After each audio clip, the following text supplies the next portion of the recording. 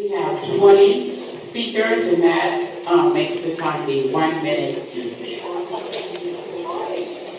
The first three names: Veronica Velasquez, Sherry Madden, Kathy Gonzalez.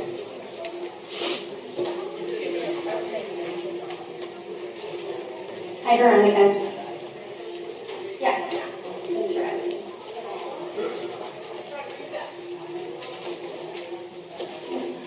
Good evening, Superintendent, board members, administrators, esteemed colleagues. Thanks for the opportunity for me to speak today. I would like to address a concern regarding the implementation of the audio enhancement safe badge system, specifically its impact on emergency response time and communication efficiency.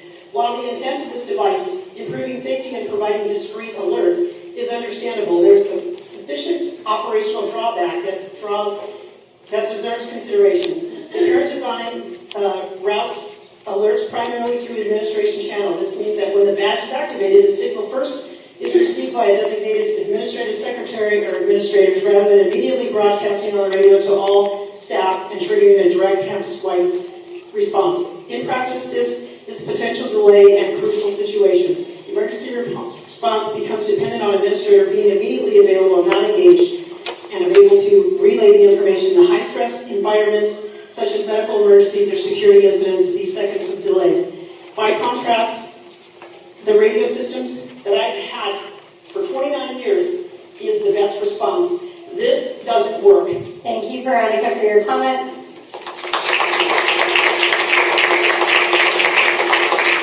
Sherry?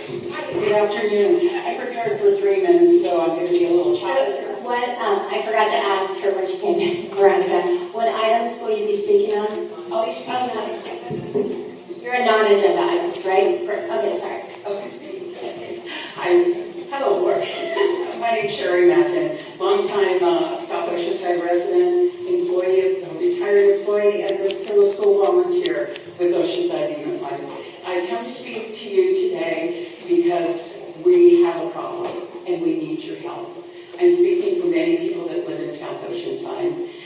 I heard during a presentation from Caltrans 3 weeks ago proposed changes to the I-5/78 interchange. Caltrans stated that they are looking at several options for the I-5 interchange project, one being transferring all the cut-through freeway traffic from Vista Way moved to Cassidy Street, right next to our beloved South Oceanside Elementary School. Many of us were very surprised for that option. Caltrans does have an environmental justice policy. I can't understand why they would do this to a Title I school. All those lovely kids and the great staff you have at South Oceanside being exposed to car emissions, idling next to the school. We already have problems with traffic. I did send an email letter to y'all. I don't know that you had an opportunity to read it, but I beg of you to do so. Thank you, Sherry, for your comments and sharing your concerns. Next speaker, Kathy. I'm Kathy Gonzalez. I'm speaking on behalf of the same topic. I'm a resident on the corner of Cassidy and Clementine, and I see all the traffic and all the different things that go on that street for over 30 years now. And my concern with this project is obviously the traffic, but there's a safety concern all around. The school, the traffic, we have stop sign runners that already have a problem with that. We already got the city on that.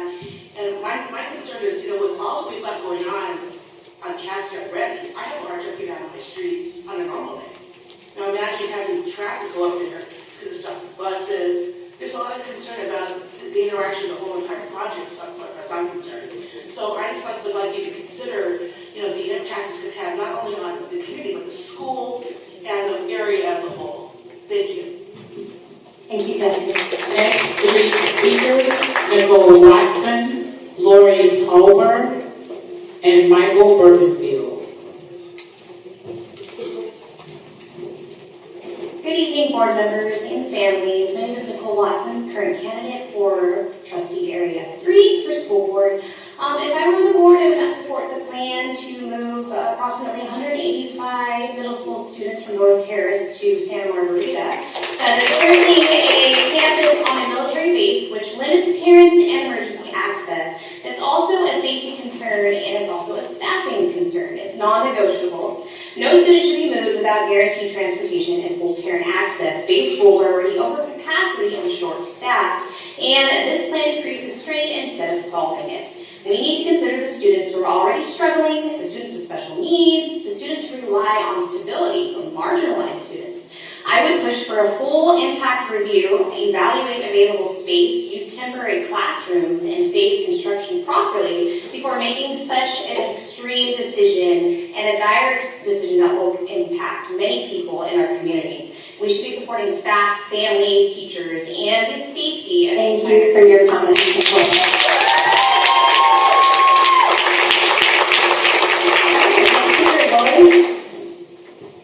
Hello, Dr. Vitale and esteemed Oceanside Unified School District board members and employees that I haven't seen for a bit.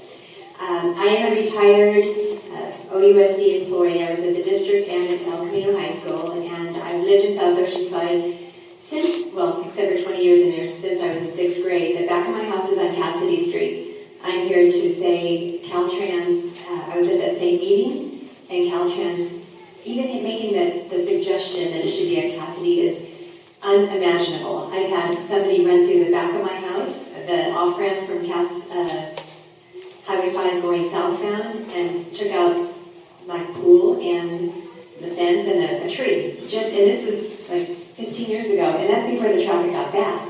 Now the traffic is horrendous. I drive Cassidy all the time. I walk my little dog down to the beach down there, and people continually, every day, go through the stop sign as if it didn't exist. And our stop sign to Kelly and Cassidy is horrible. Just please, For your comment. May 13th is the next meeting. Next speaker, Michael.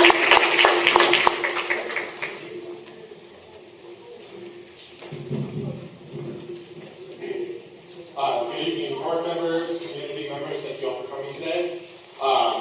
For as many of you guys know, I'm a paraprofessional in this district, and I've been doing it for 3 years. I've had some amazing opportunities lately to be part of a wonderful recruitment video that I believe is on our Facebook page, as well as going to a para conference. And thank you guys for providing those opportunities. It got me really thinking about how we can get more district paraprofessionals versus agency paraprofessionals. I'm sure the board member is aware of the price difference, so I'm not going to go into that. But I'm addressing two major issues. The first is accessibility. Correct me if I'm wrong, but I believe the only place to apply for a district para is on Metro. If I go onto Indeed, Monster, any of those other job posting sites, they're going to redirect me to agency. Now, I'm going to be tempted to go to agency because of my second issue, which is wages, $18.92 versus $26. Thank you, Michael. Next is Speaker Cynthia Cordona, Juanito Cordero, and Ann, I can't read your last name. Cynthia Cordona. Hi, I'm Dr. Cynthia Cardona, here speaking on behalf of Elizabeth Garcia, whose son, Carlos Sebastian, was bullied at two different OUSD schools. At Hall Quest, there were 7 different instances of physical hitting towards Sebastian, many of those in which the parent was not informed when the hitting of Sebastian occurred. In addition, video evidence shows that there is no supervision during recess, during which the last incident occurred. We were denied our request to challenge the suspension, but we believe that his mom's legal right to add a letter explaining the history of bullying that occurred before the last instance in which Sebastian was suspended for finally fighting back and hitting the kids that had been bullying him for over a month and a half. Thank you, Cynthia.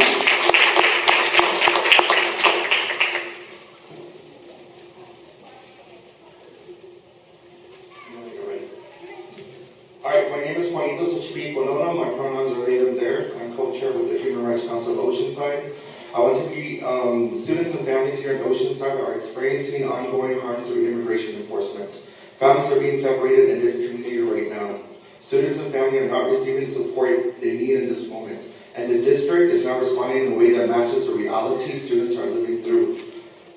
As a student who grew up here in Oceanside, I've experienced that and has gone through adulthood. The impact does not stay in childhood, it follows you. This has been happening here for decades, and you are hearing the same reality from families now we are working with. The district has responsibility to the students and families because it exists to serve them. There's a gap between what exists and what is actually reaching to the community. Right now, one of our families supporting does not have internet access, and the response from the Oceanside High School was saying that that's out of their scope. How is that meeting their needs? At the same time, you tell families to come to your meetings, but these spaces aren't even structured in ways that we can control narrative or talk. 1 minute is not enough. And Dr. Vitale? Thank you for your comments. And you can send us an email. Again.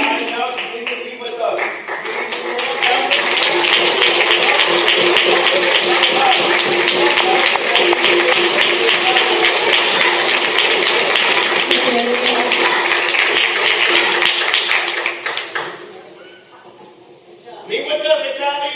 Meet with us!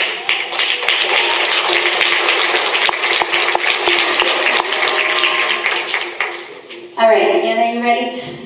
All right. Or two! You should be with You us can too! do the mic. I'm leaving. Can you hear me? Okay. This is our meeting, not yours. Hi, hello board members. My name is Ann Stavasek. I'm the parent of 2 students at Mission Elementary and the co-treasurer of the PTO. Just before spring break, I learned that the district is constructing solar panels over our parking lot, which I 100% can get behind. I appreciate that you all respect sustainability. However, these dates are the busiest part of our school year, which includes the CAS testing. CAS testing is important to assess our students' progress. This is one of the opportunities that 30% of our English language learners have to reclassify. The results are also a metric by which to rank our school and is ultimately a reflection of our district at large. The construction will alter the students' daily routines, which could affect their performance on the standardized testing. In addition, if construction sounds are present during testing time, they can negatively impact our students' ability to focus. What is the plan to ensure that students are given their best opportunity to do well? In short, Thank you, Anne, for your comments.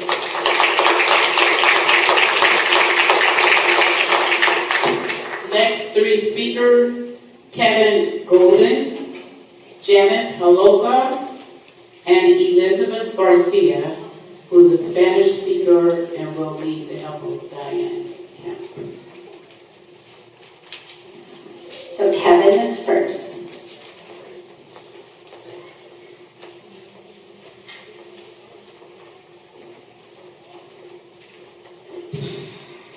Hello, board. Thank you for allowing me the opportunity to address you. My name is Kevin Golden. I'm a parent of 2 scholars at Mission Elementary. I'm going to discuss the same thing that Mrs. Bebesek was just discussing. I'm concerned that this construction will negatively impact the students at Mission as well. I'd like to understand if the district can still do anything to mitigate the construction noises for the students, potentially put the construction off hours, or potentially push the construction out to the summer when there are no testings and there's no need to have students go against their routines. One thing that I would like to say for you all for lessons learned is please put yourself in the mindset of a teacher and students in a classroom when you're making these kind of decisions. Thank you, Kevin.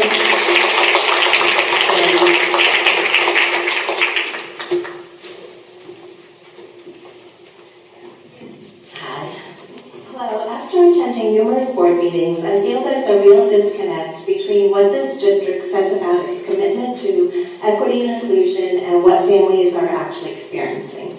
Marginalized families and impacted groups do not feel seen, they do not feel heard, and they are not being responded to by district leadership. And many are afraid to speak publicly because they fear retaliation, and they don't believe it will make a difference. This is personal for me. I grew up as a multilingual learner with immigrant parents with a mother who didn't speak English, but I had access to a strong public education. So it's very concerning to see students and families not experiencing that same support. Because when folks don't feel safe engaging, when they can't access information, when their concerns are ignored, that's not inclusion, it's exclusion. And when barriers like safety concerns, housing instability, transportation, language access, disability needs, and immigration fears stand in the way of a student's education, that is not Janice, for your comments. Elizabeth is next. Elizabeth Garcia, and she will get 2 minutes.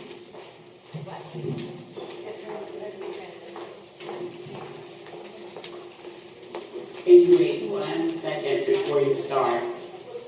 Attention.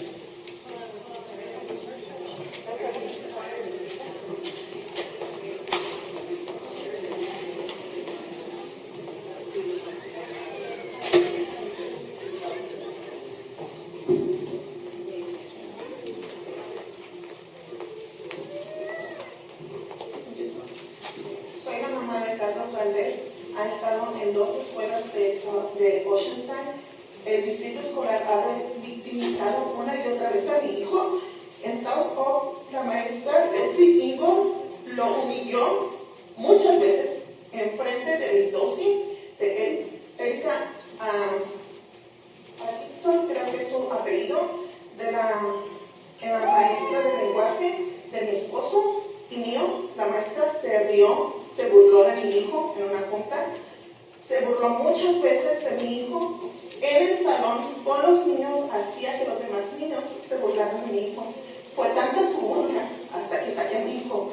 Fui muchas veces con el doctor George Sparks y con Cintia Solórzano a pedir ayuda. Nunca me ayudaron.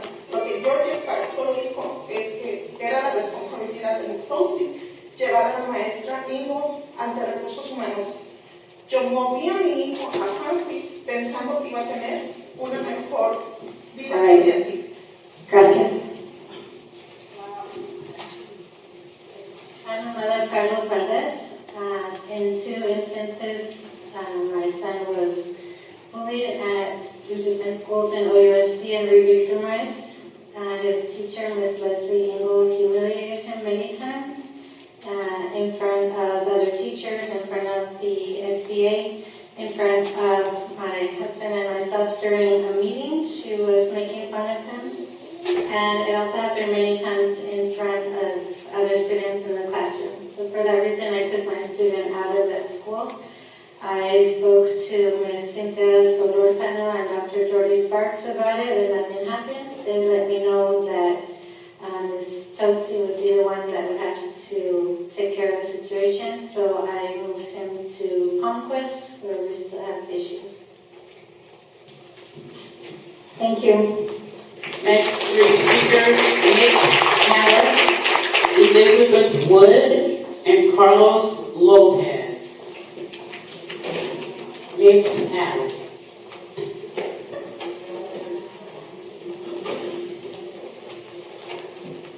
4 years ago, I was part of the group that adopted the middle school math curriculum. We ended up split in half over what we thought the best adoption should be. In the end, it was up to Dr. Lawrence to make the decision. Here's the beauty of the process. No matter what he chose, there was a group of teachers that would happily defend why he made the right choice. As for the unhappy group, at least they had heard the reasoning of their colleagues that led to the decision. Unfortunately, Dr. McAteer's decision to move North Terrace Middle School and Preschool didn't involve anyone directly affected by the decision. As a result, there isn't a single staff member at North Terrace that agrees with the decision. And more importantly, there isn't anyone at our site who understands why the decision was made. I think it's clear which process works best. I don't think I'd have time for a side note, but the pilot for class time digital platform that you are being asked to approve, I would want, if I was sitting in your chair, I would ask, were teachers consulted on that proposal?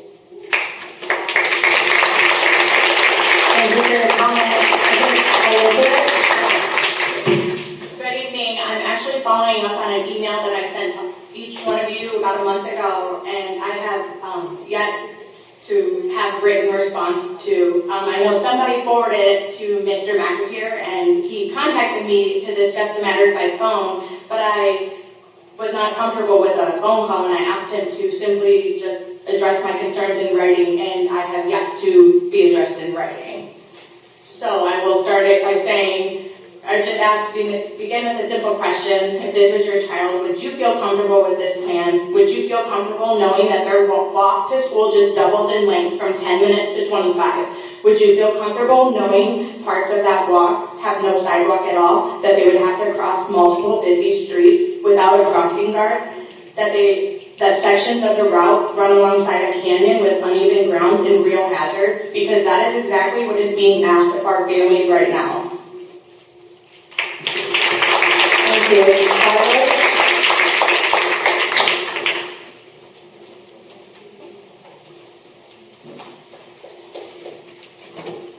Carlos Lopez.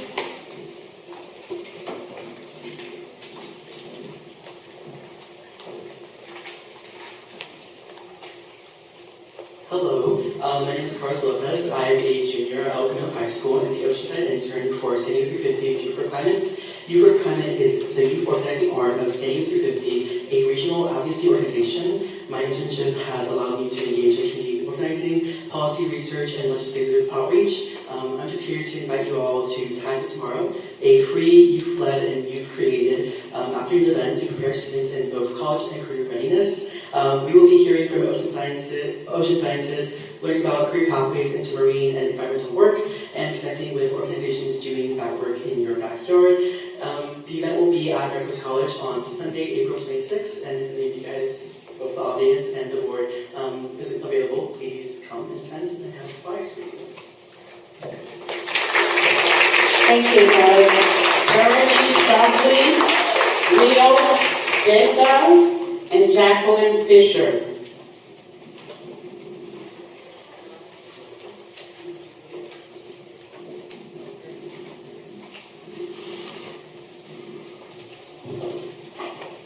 You can pull the mic down so I can hear you. Good evening, members of the board. I'm here to strongly oppose the proposed relocation of our middle school students. I want to say that I am also not speaking only for myself, but other parents who are afraid to attend or speak at this meeting due to their legal status. I want to be very clear. This plan does not just create inconvenience; it creates exclusion. Some of us, including families like myself, cannot obtain access to federal military installations. We will be physically barred from our children, students who will not be able to attend open houses, school events, or even pick up our own children. This is a fundamental failure in ensuring equal access to public education. Beyond access, there are serious concerns about capacity and transparency. That matters. Trust matters. We understand that reconstruction is necessary, but the solution cannot come at the cost of equity, access, transparency, and student well-being. Thank you.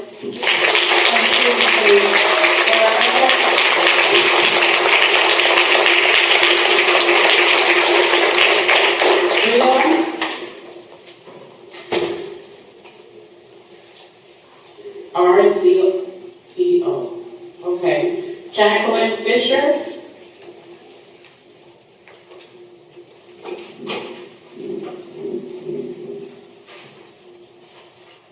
Good evening, Superintendent Vitali, and good evening, board members. My name is Jack Fisher, and I'm the parent of a student in this district. He has special needs, and I'm here to speak for the board to protect the special education rights of students. My son was assessed 2024, which is a triennial assessment. This year, we did not request an early triennial, but we requested an assessment because we have ongoing concerns about his current needs. Under the Individuals with Disabilities Education Act, specifically 34 CFR Code 300.303, a child must be reassessed when a parent requests it and there are concerns. However, instead of reassessing my child or funding an IEE, the district hired attorney and filed due process against parents that are advocating for him. And this was not a collaboration. It was a legal action. The district is using public funds to hire lawyers instead of supporting students. This costs taxpayers money and feels unfair to parents like us, especially English is my second language, and my husband served this country and he became disabled. Families should not be intimidated when asking for support for their child, and especially ask for it. Be sure that the special Time is up, Jackie. Thank you for your comments. The last three speakers, Brenda, Amaya, and M. Callie. Brenda.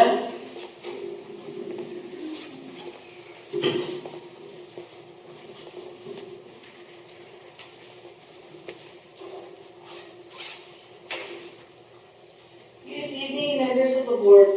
My name is Brenda Meyer, and I am a proud parent at Mission Elementary. I have 2 scholars there, and I am here to speak about the solar panel installation project and the alarming safety concern it brings for our children. This project is taking place during the school year, creating avoidable risks, changes to drop-off and pickups, increased traffic and active constructions on campus are not minor inconveniences. They are real safety concerns that impacts our children, their learning environment, and our families every single day. We support progress, we support sustainability, but above all, we expect that every decision made reflects one priority, the safety and well-being of our children. Right now, that is not what it feels like. This could have been scheduled differently, and it should have been scheduled differently. Moving forward, this is not acceptable. We are asking you to plan better, communicate earlier, and most importantly, always put children and students first when making decisions that affect their daily safety and well-being. Thank you, Brenda, for your comments. Should be before our children.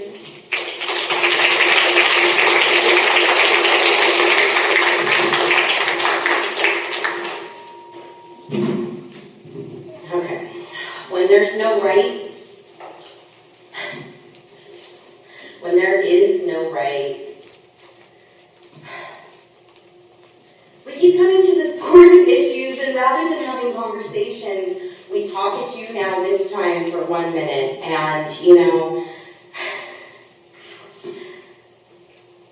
at this point, I'm not asking this board anything. I'm asking the state and public powers at be to investigate Oceanside Unified for the ongoing retaliation against OUSD families such as myself. Because other families, again, have asked me to come here and speak on issues. I don't have time for that. This district needs to be investigated.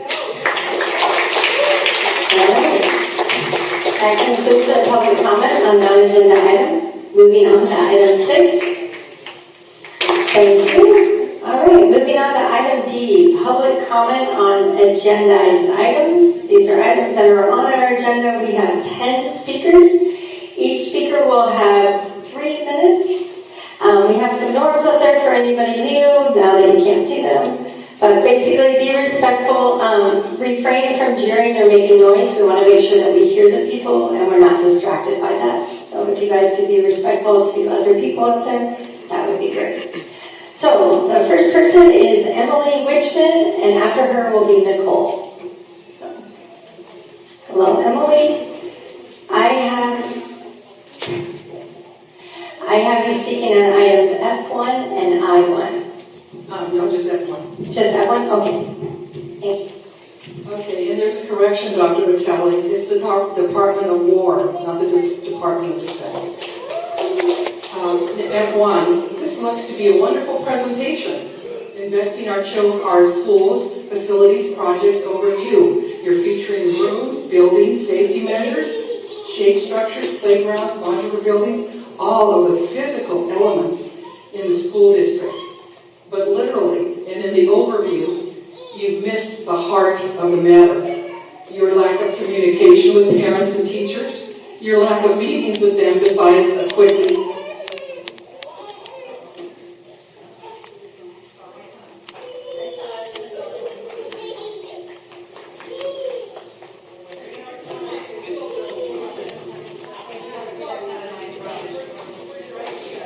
Will you stop the time? It was at 2:20.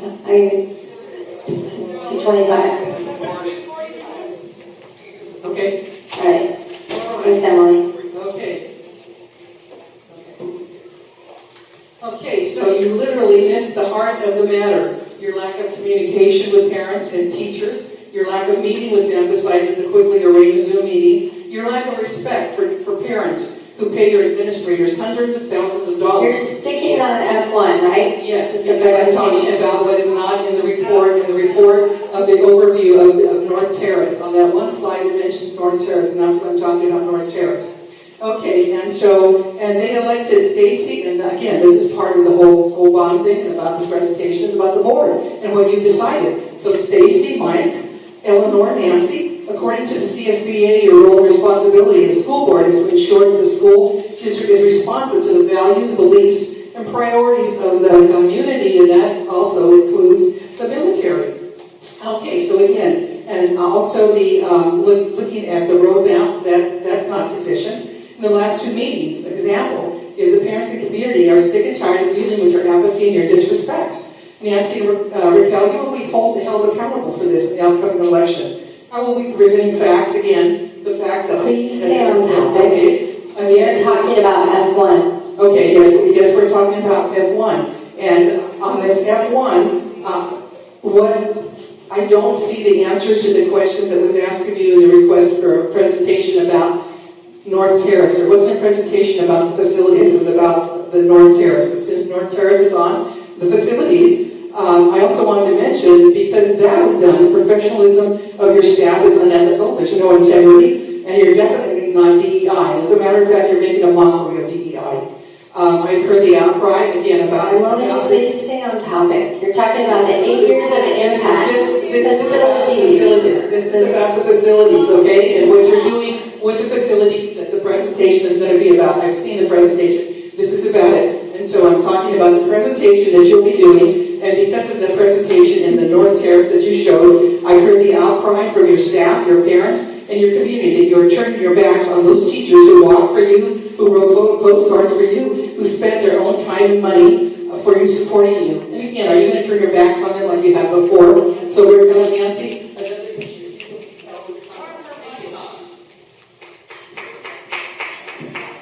To write down, or? All right. This is all? Okay. You had extra time because you had lots of technical. You still had 20 seconds. Okay, well, I think I have said it all, but I'm just really sad that you as a school board will not stand up for your teachers. I mean, they're great teachers, look at them. And you don't stand up for them because they have questions. All they want to do is talk to you. All Juanito want to do is talk to you. But, again, that's what you're there for. I know CSBA says don't talk to parents because they'll sue you. You think real parents are going to sue you? Thank no you, way. I Emily. want to know. All right, our next speaker is Nicole. Hold on, Nicole, I want to make sure the mics are working.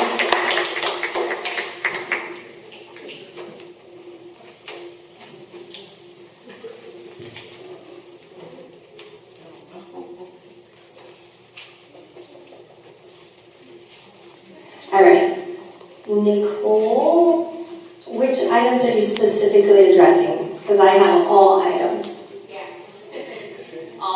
So my job is, so this is not a public board meeting, it's a board meeting held in public. So we actually have business items, which you know about because we see you all the time, which is great.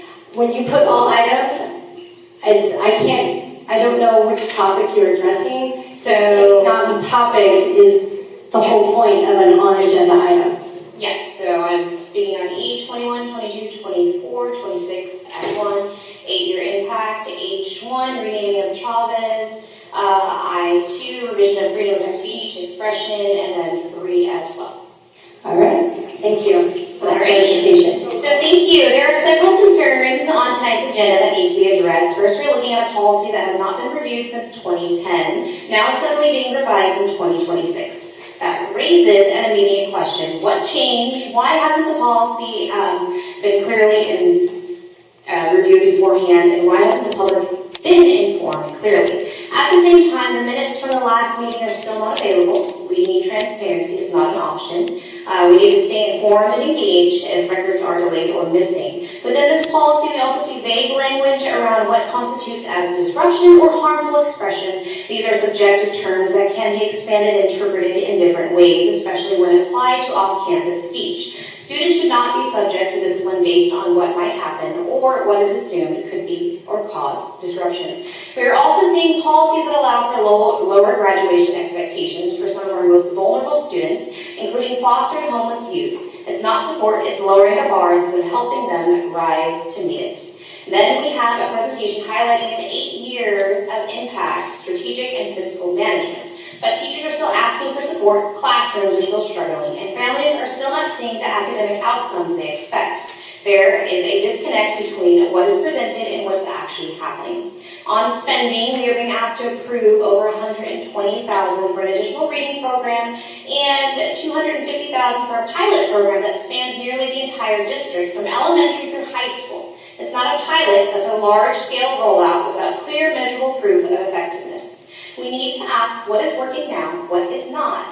Where is the data showing improvement before more money is committed? Overall, we are seeing a pattern, limited transparency, increased spending, expanding control over student expression, and lowered expectations instead of real support. Our responsibility is to ensure students are set up for success academically, safely, and with full accountability to parents. Right now, the standard is not being met. Thank you. Thank you for your comments.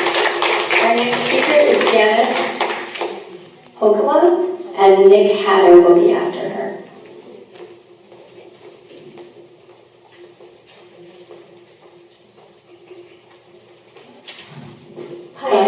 I just want to make sure, I have you speaking on F1. Yes, Okay. that's correct. I said, hello, I made a formal request for a dedicated agenda item on the relocation of North Terrace Middle School students to Santa Margarita on Camp Pendleton. But what is currently on the agenda, item F1, does not appear designed to address the real immediate concerns facing North Terrace and Santa Margarita students and families. And those concerns are significant. We are talking about relocating non-military students onto a military base with real implications for access, safety, and equity. And the information currently available to the public hasn't been updated and is incomplete. It does not address critical issues that the community continues to raise. I have submitted a detailed list of questions covering equity and access, especially for immigrant families, transportation gaps, before and after school logistics, and serious capacity and staffing concerns. These are not minor details. These are fundamental questions about whether students can safely and consistently access their education. And right now, those questions remain unanswered. So if these questions are not addressed tonight, I am formally requesting that this board place a dedicated, forward-looking agenda item on an upcoming meeting, one that fully addresses the impacts of this relocation and allows for real public discussion. Additionally, with respect to the Pablo Talk modernization, my concern was not the decision to keep students on campus during construction, but rather the lack of adequate planning, safety measures, and communications. Students and staff were placed on an active construction site under conditions that raised serious safety concerns, including lack of consistent access to drinking water and shade at the start of the school year, a fire on campus without clearly communicated evacuation protocols, and improperly secured temporarily shade structure that caused injury to a teacher, and construction areas and vehicles operating in close proximity to students, including during pickup and drop-off times. These are not minor oversights. They reflect systemic failures in planning and implementations that directly impacted safety. So as we approach the November 2026 election, I ask you to show up differently, lead differently, because every community member matters, and if this board does not rebuild trust, this community will choose leadership that will. Thank you. Thank you for your comments. Our next speaker is Nick Hatter. Hello, Nick. I have you speaking on F1 as well. Are you going to stretch it as well? I am talking about modernization. Okay. Thank you. I don't feel stretched. The key board members, the key question I want you to keep in mind is, should students be moved if it isn't necessary? Since the last board meeting, nobody has reached out to explain the reasoning behind the decision to move middle and preschool from North Terrace. but I did join the logistics committee in hopes of getting some answers.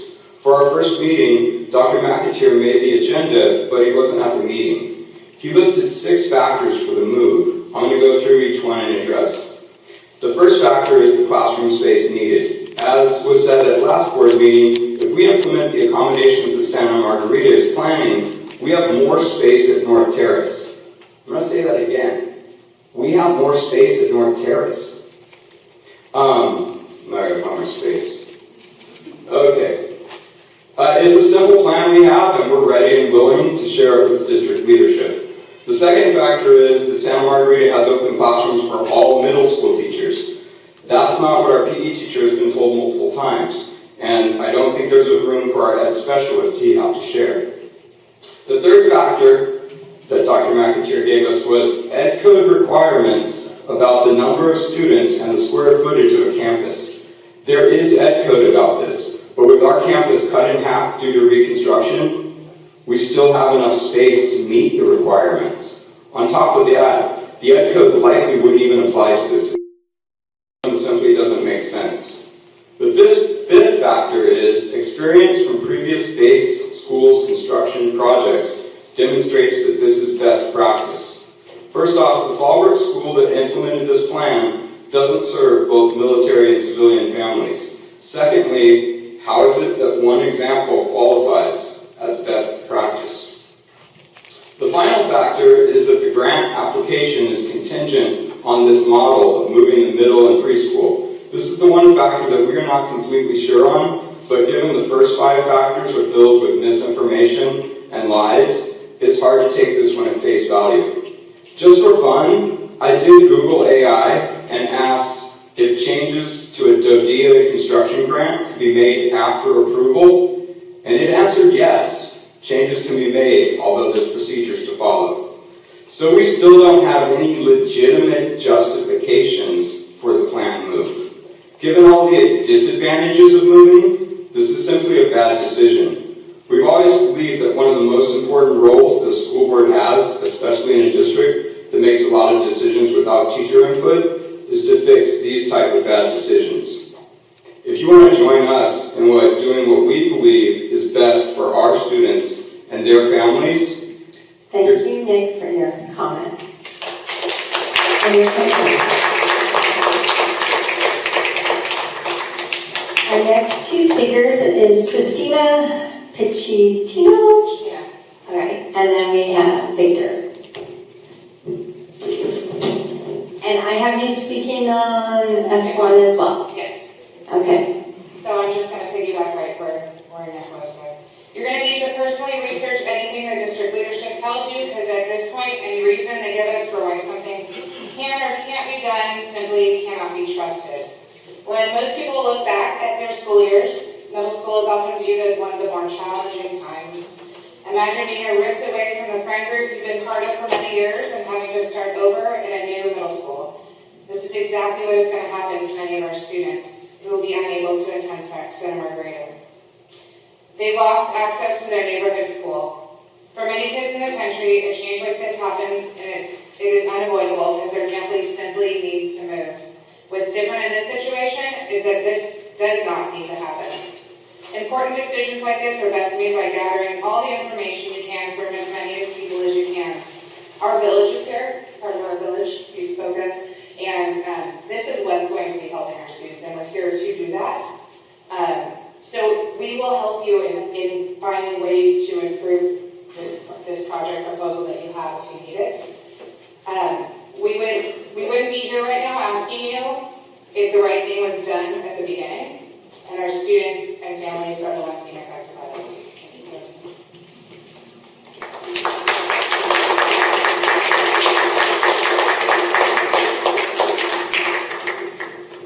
All right, our next speaker is Victor Vega. Victor, I have you speaking on item H1. Sound right? Yes, that's correct. Okay, perfect. Good evening, Dr. Vitale and esteemed board members. My name is Dr. Victor Vega. It's the first time I said that publicly. I'm proud of it. I'm a teacher and community member in this district. I want to begin by saying that I fully support the first part of this proposal directed south to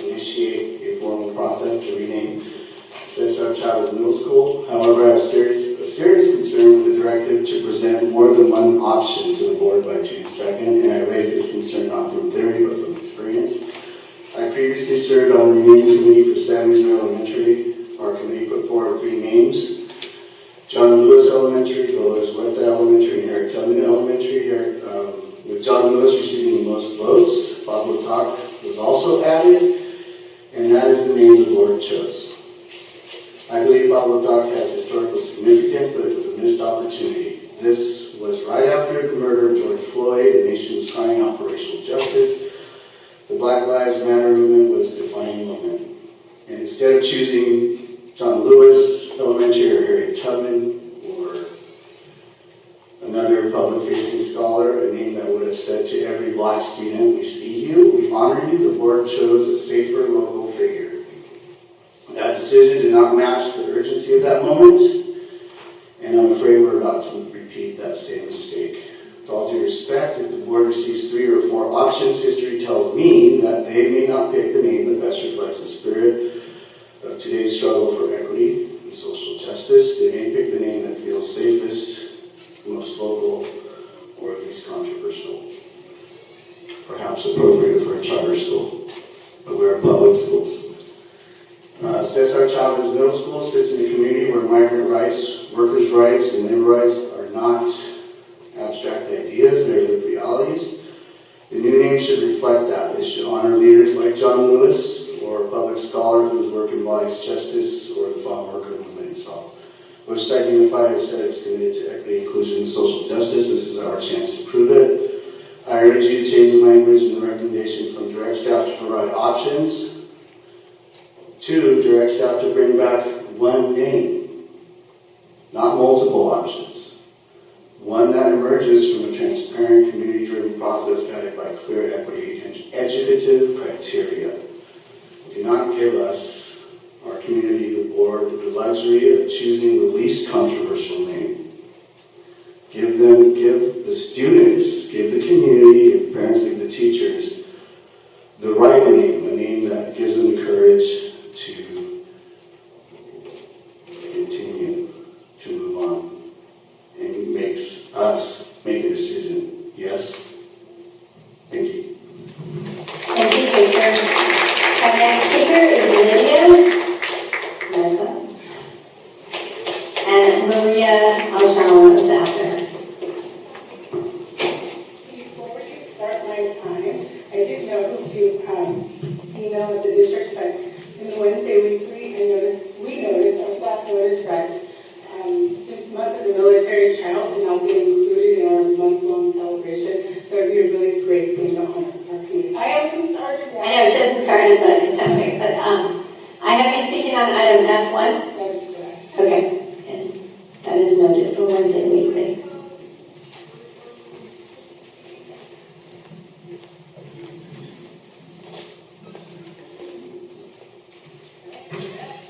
Good evening, Dr. Begin, esteemed board trustees, Superintendent Vitale, and cabinet members. Thank you for the overview of the North Terrace Modernization Project this evening, Dr. Vitale. My name is Lydia Meza Marianas, and I'm a veteran teacher at North Terrace School. I'm here to speak on the proposed North Terrace Modernization Project and its impact on our school community.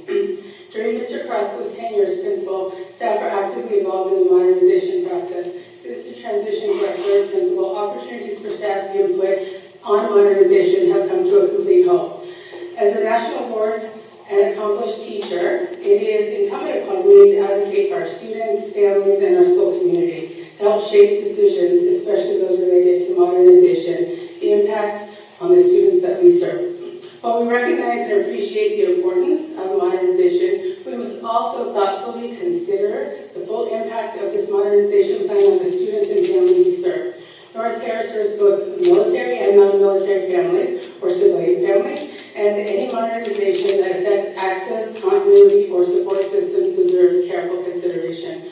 Strong schools are built on partnership, and as modernization advances, families and community members must remain essential partners in student success, and their voices and lived experiences must be integral to the modernization process. Modernization should not come at the cost of accessibility, equity, or the stability of our students that they rely on. We have an opportunity to approach modernization in a way that strengthens our school while honoring the needs of the students and the families that we serve.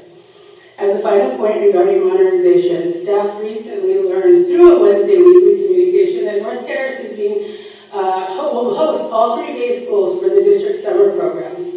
With modernization actively underway and our campus is functioning as a construction site, this raises important questions regarding logistics, safety, and readiness that will benefit further clarification and staff input. I respectfully request that this modernization plan have meaningful input from staff and family voices before a full implementation. Thank you.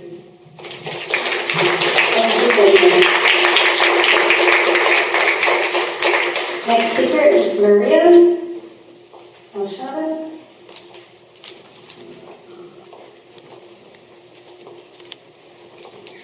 Maria, I have you speaking on item H1. That's correct. Hi, everybody, again. Really simply, I wholeheartedly appreciate the name change for the school. It needs to happen, and I would like to propose the name Dolores Muerta instead. I know I don't get to make that choice, but I think it's super important that we have somebody who was part of the farm workers union, that is a pro-union person, that is actually still alive, doing the work in her 90s. I think that would be a great move. Thank you. Thank you for your comment. All right, last 2 speakers. The first one is Elizabeth Wood.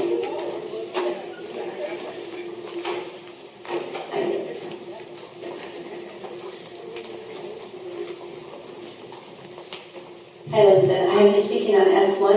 Yeah, the moderate, oh my God, I can't think of it. The modernization in North Carolina.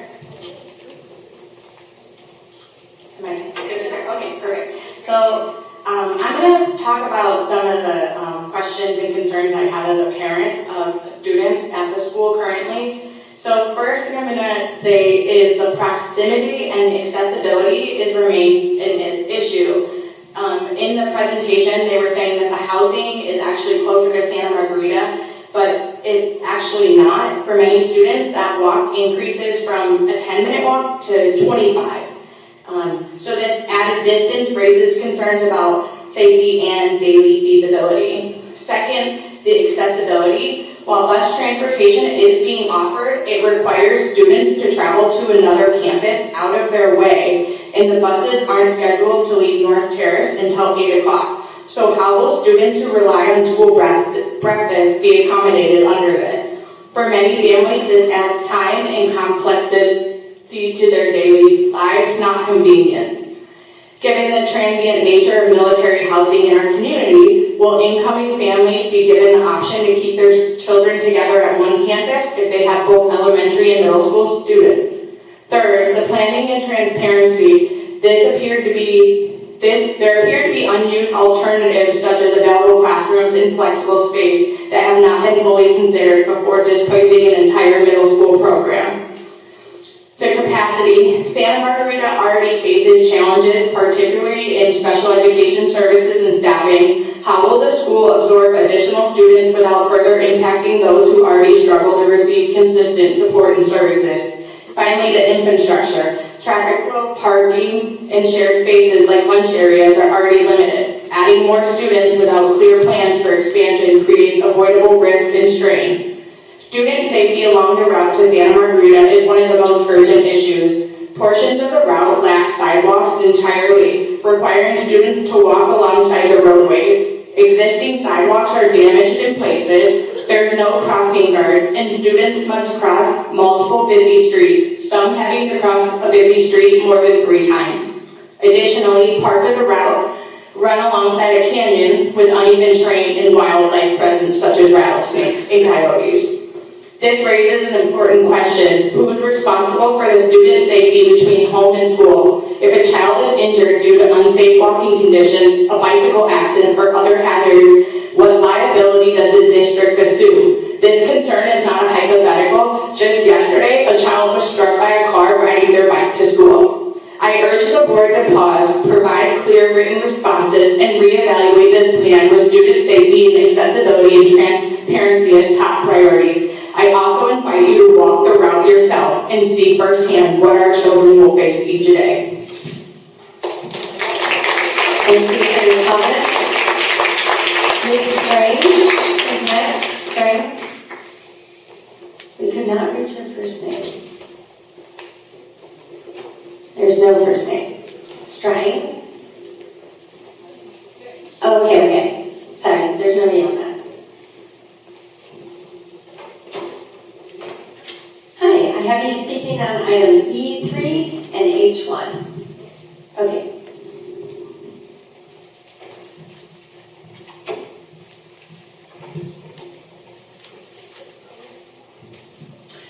Excessive spending. Your state scores are abysmal. Only half the students are proficient in English and 1 out of 3 in math. Where is the academic support or money for teachers, training, students, and parents to make Oceanside kids more proficient? Instead of focusing on academic excellence for Oceanside's military kids and training for teachers, you're selling off schools while planning an absurd $100 million build, Superintendent Vitale. Taxpayers are asking, where's all this money in these overruns? Where is it going? Your pockets? Hope not. We know that Eleanor Evans and Michael Blessing were already caught illegally using taxpayer funds according to the FPPC's investigation. Trustees Stacy McGann, Raquel Alvarez, and Nancy Lacona have a history of disrespecting parents and community members who speak out. This board deserves, I won't say it, yeah I will, a cell with 3 hots and a cot, especially if you run again. And I'll tell you, as chair of Taxpayers Oversight for Parents and Students, we demand 3 things to refocus on academic excellence, student success, and financial transparency and accountability. 1, do not shut down North Terrace. It disrupts Santa Margarita and North Terrace schools. Obviously, that's not a very popular option. 2, cancel or reduce the $100 million Taj Mahal bill and voters run for school board. Obviously, these people are not taking care of our taxpayer dollars as well as they should. Be like leaders like Nicole Watson, a parent who represents families, not Please stay on topic. I am. We need people in your position who aren't going to financially abuse this school district. Julie Vitale, I just heard that. And people, vote them out. Vote them out.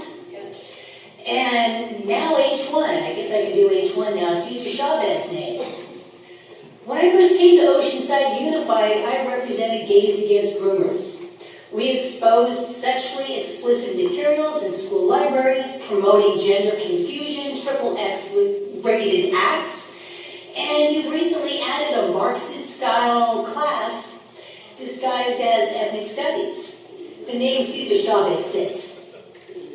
By the way, not one of your cartoon pornography books has been removed. All right, your time is up. Thank you very much. For the record, that really is not a gender. All right, moving on.